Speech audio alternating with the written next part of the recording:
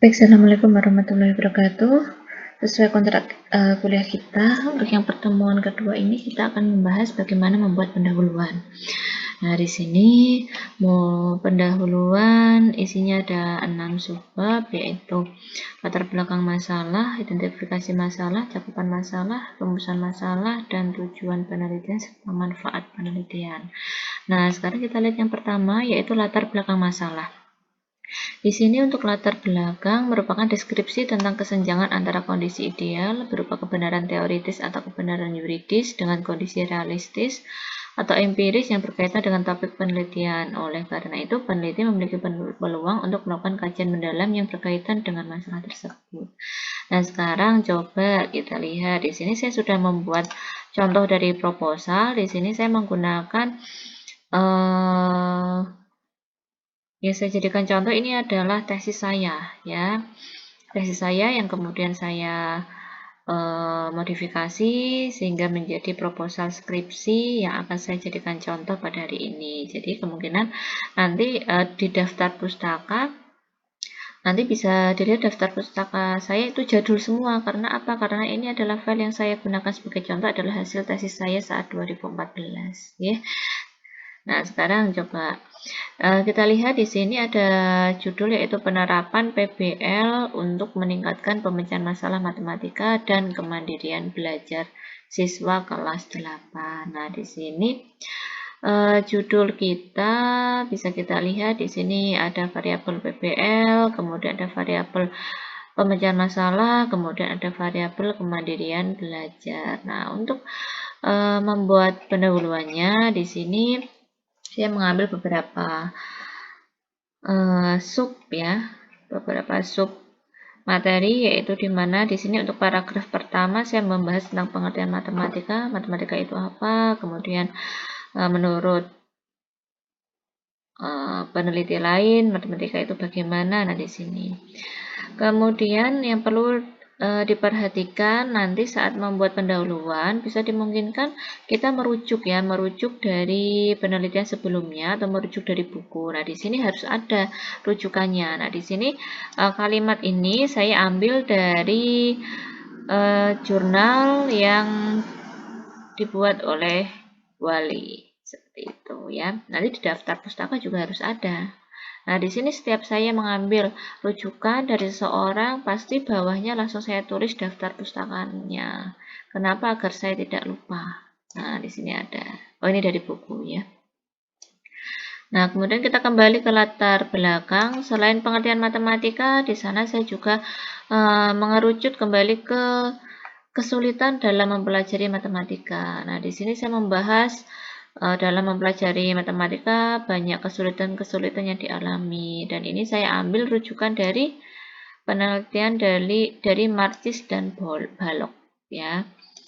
Nah, selain kesulitan-kesulitan yang dialami atau hasil penelitian sebelumnya, yaitu mengenai kesulitan yang dialami dalam mempelajari matematika, ya.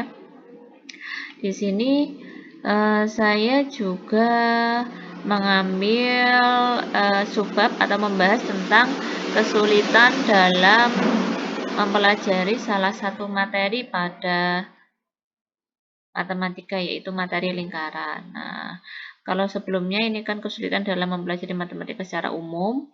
Kemudian paragraf selanjutnya di sini saya mengambil materi yaitu kesulitan dalam mempelajari salah satu materi pada matematika, yaitu materi lingkaran. Nah, di sini lebih mengerucut lagi, ya. Nah, di sini saya mengambil rujukan dari Tal and Ghazali. Nah, kemudian saya ambil rujukan, kemudian saya kembangkan dengan bahasa saya sendiri, yaitu di bawahnya. Nah, perlu diperhatikan untuk menulis rujukan, kita tidak diperbolehkan menulis kalimat secara utuh kemudian kita copy, kita paste. Nah, sebaiknya ibu semuanya membuat dalam kalimat sendiri, tetapi acuannya adalah dari kalimat yang ada di penelitian sebelumnya. Karena nanti kalau ibu hanya copy kemudian dipaste, nanti itu adalah muncul plagiasi, ya, itu kan tidak boleh. Kemudian selain itu Saya juga mengambil subtopik di sini, kesulitan dalam mempelajari lingkaran juga dialami oleh siswa di SMP Sukacita. Nah, di sini ini kan berdasarkan materi ya, berdasarkan jurnal, berdasarkan hasil penelitian orang lain. Ternyata saya cocokkan di SMP Sukacita, yaitu SMP yang saya gunakan untuk penelitian.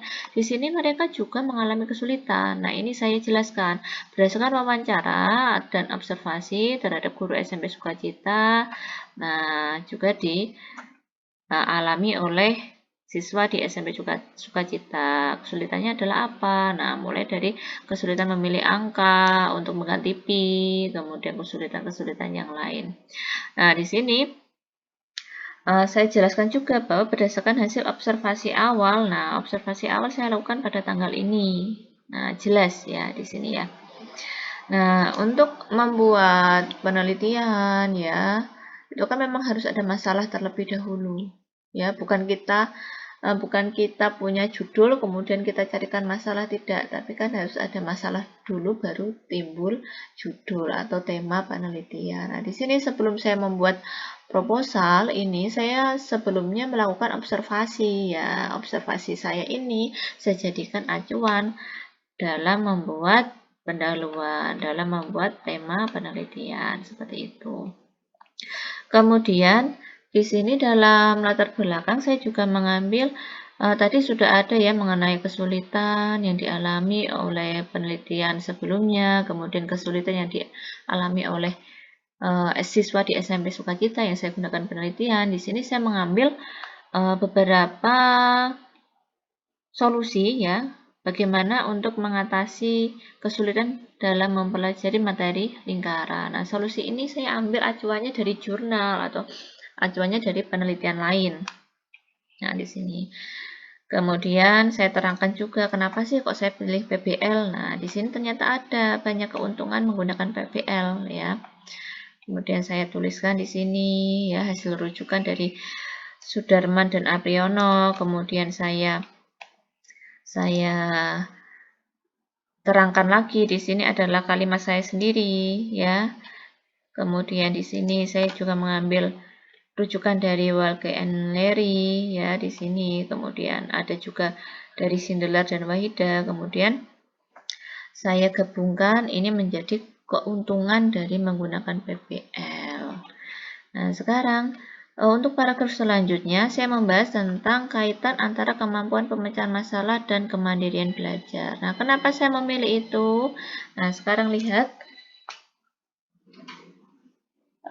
judul saya tadi kan penerapan PBL untuk meningkatkan kemampuan pemecahan masalah dan kemandirian belajar. Nah, maka dari itu di latar belakang saya juga harus membahas tentang bagaimana kaitan antara kemampuan pemecahan masalah dan kemandirian belajar. Nah, di sini ada beberapa penelitian yang saya rujuk, yaitu mengenai kaitan dari kemampuan pemecahan masalah dan kemandirian. Kemudian saya tambahi dengan kalimat saya sendiri, ya. Kemudian setelah itu paragraf selanjutnya yaitu saya melihat kondisi kemampuan belajar siswa SMP di Sukacita ya. Saya lihat faktanya kemandirian belajar di sana bagaimana.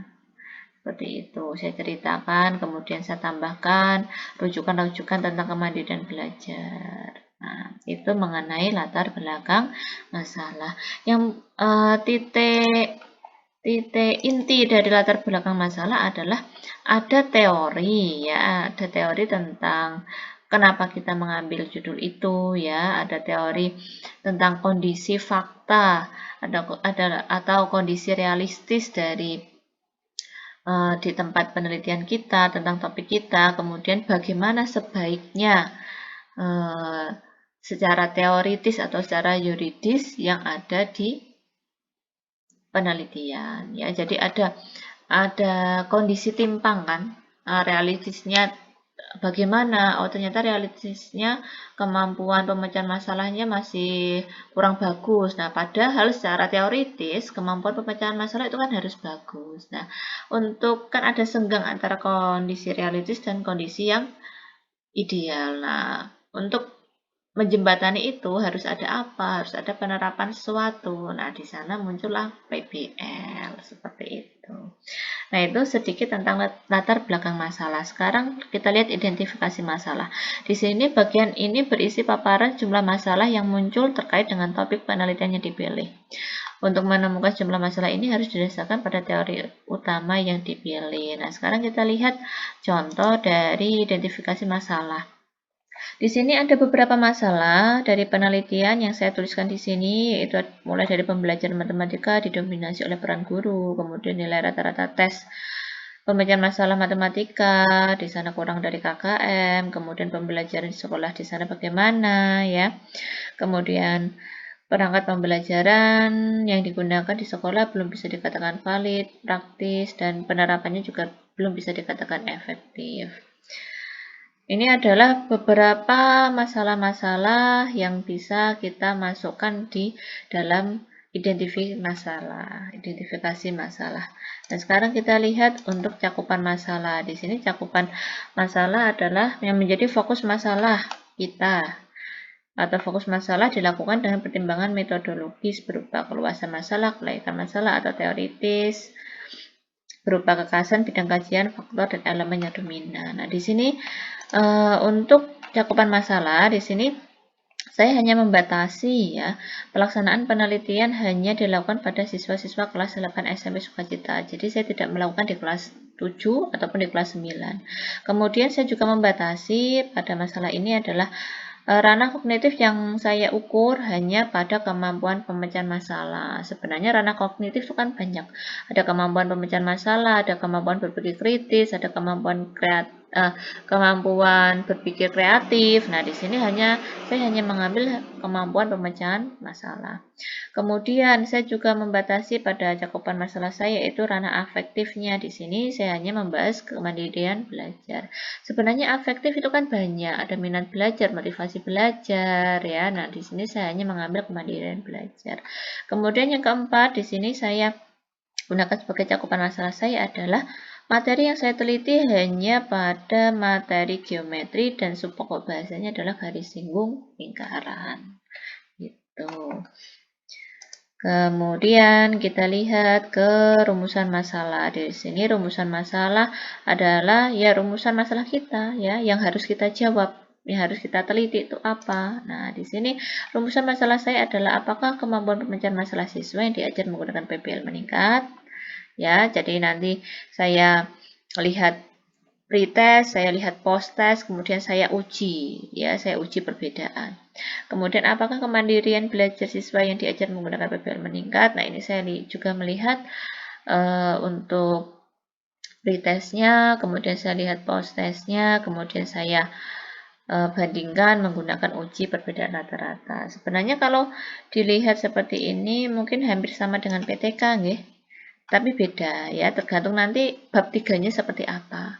Kalau bab 3-nya menggunakan siklus, yaitu nanti masuknya PTK. Kalau bab 3-nya nanti saya menggunakan uji perbedaan rata-rata, itu nanti pakainya kuantitatif, seperti itu. Nah, sekarang kita lihat ke tujuan penelitian. Tujuan penelitian di sini mengenai apa yang akan dicapai, rumusan masalah dan menggunakan kalimat pernyataan. Nah, di sini perhatikan banyaknya tujuan penelitian minimal sama dengan rumusan masalah. Ya, kalau minimal berarti dia bisa lebih, tapi tidak boleh kurang dari rumusan masalah. Nah, cara mudahnya adalah kita lihat rumusan masalah kita, kemudian kita buat bentuk pernyataan atau bentuk kalimat berita. Di sini berarti ada tanda titik, bukan ada tanda seru ataupun tanda tanya. Jadi misalkan apakah kemampuan pemecahan masalah siswa yang diajar menggunakan PBL meningkat, maka saya buat tujuannya adalah mengetahui tujuan penelitian kita adalah mengetahui hasil peningkatan kemampuan pemecahan masalah siswa yang diajar menggunakan PBL. Begitu juga untuk yang nomor 2, seperti itu ya. Kemudian yang selanjutnya adalah manfaat penelitian. Manfaat penelitian berupa yang manfaat teoritis, yaitu manfaat yang bersifat akademis, mencakup manfaat penelitian terhadap pengembangan keilmuan yang berupa teori atau konsep, dan manfaat terhadap pengembangan riset yang sejenis pada masa yang akan datang. Kemudian manfaat praktis, di sini adalah manfaat yang diarahkan pada subjek peneliti, institusi, dan pihak terkait. Nah, di sini saya buat manfaat penelitian, ada manfaat teoritis dan manfaat praktis. Manfaat teoritisnya, penelitian ini bisa digunakan untuk acuan dalam pengembangan penelitian selanjutnya. Ini yang bersifat teoritis ya. Kemudian manfaat praktis di sini ada manfaat bagi para guru, bagi siswa, dan bagi sekolah. Nah, kemudian tips dari saya adalah setiap membuat mulai dari latar belakang, kemudian ada yang bab 1 ya, bab 1, bab 2, bab 3, langsung bawahnya Anda beri daftar pustaka. Setiap Anda menulis, kemudian Anda merujuk, langsung tuliskan daftar pustakanya di sini. Jadi nanti tidak ada yang tertinggal. Jadi tidak ada rujukan yang tidak ada daftar pustakanya, seperti itu. Baik, terima kasih atas perhatiannya. Silakan nanti misalkan ada pertanyaan bisa dituliskan di Google Classroom ya. Terima kasih atas perhatiannya. Wassalamualaikum warahmatullahi wabarakatuh.